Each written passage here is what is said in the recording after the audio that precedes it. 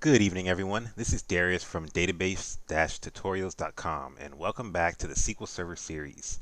In this video, we are going to continue going over examples on the clauses, functions, and expressions using the select statement.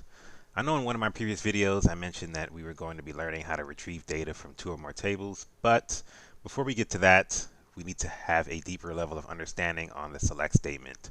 So let's continue. The first thing I want to talk about is the left function. The left function can be used to extract characters from columns, and then those characters can be concatenated with other columns to form a single column in a result set. So I'm just going to start by selecting all from vendors.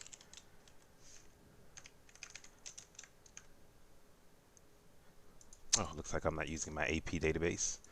So I'm going to come up here, select AP, and then I'm going to try to run this query again, and now I've got my vendors table. And I'm going to create some space for myself here, and I'm going to get rid of that asterisk because I don't want every single column in this table. And then I'm going to get my vendor contact first name.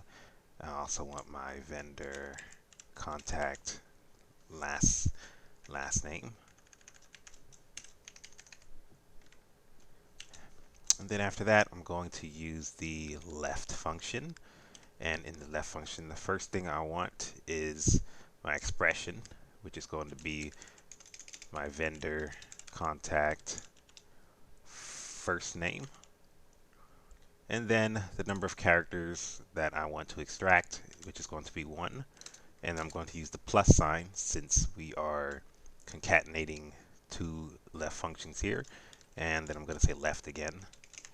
And then this time I want the vendor contact last name. And I'm only extracting 1 character from that as well. And then I want that column to be named initials. Now you see down here at the bottom, we have our vendor contact first name, our vendor contact last name, and then we have their initials by first name and last name.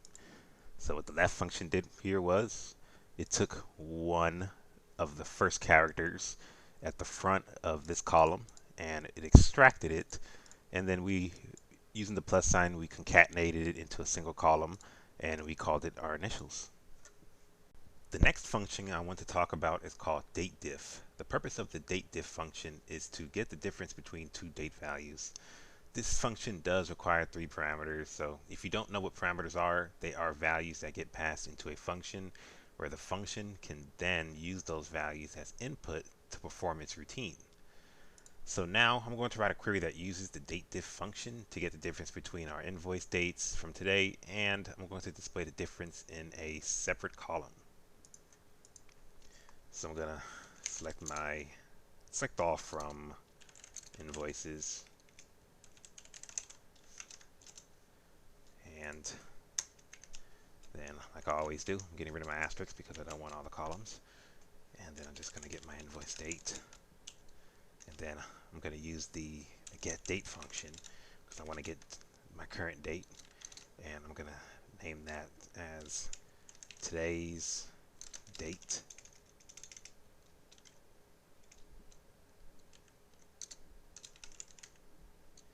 Now you see what I'm doing here. I had to include two single quotes here in order to get an apostrophe in here for my today's date, and that is because SQL, if I don't put 2 single quotes, so SQL will call that one single string there, and we don't want that to happen. We want to speak its language, and we want to include 2 single quotes so that way we can get our apostrophe in there.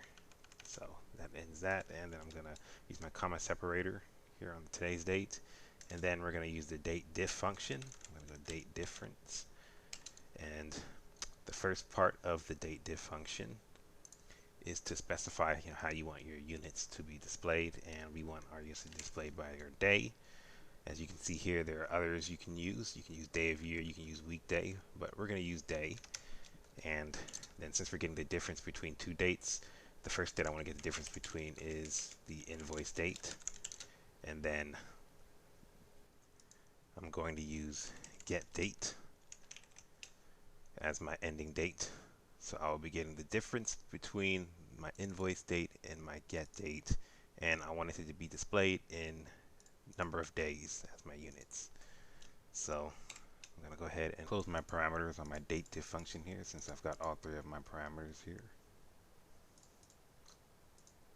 And then I want to name it the age. I'm going to highlight this query. We're going to run it.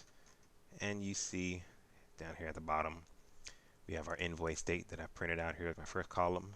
Today's date as get date, and our apostrophe is there just like we want it, because we have to include two single quotes there in order to get it to happen.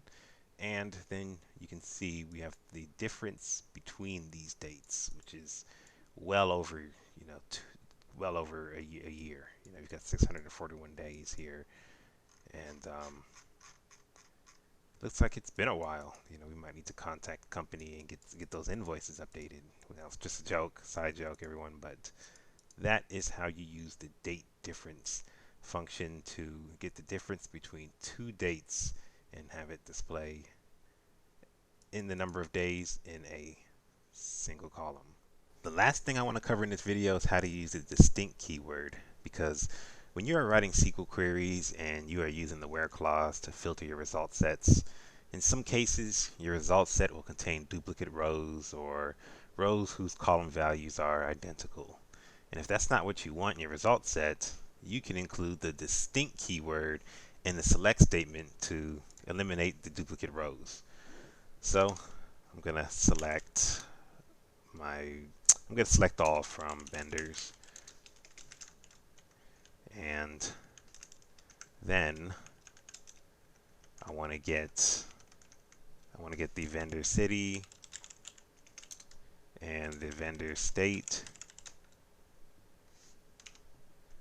and whoops, I didn't mean to press that button. Let's get out of that. Let's stop debugging. We'll go over debugging in a later video, but definitely won't be this video. Then I'm just going to go ahead and I'm going to order by vendor city. I'm going to run this query, and you see here we have duplicate values here in our columns.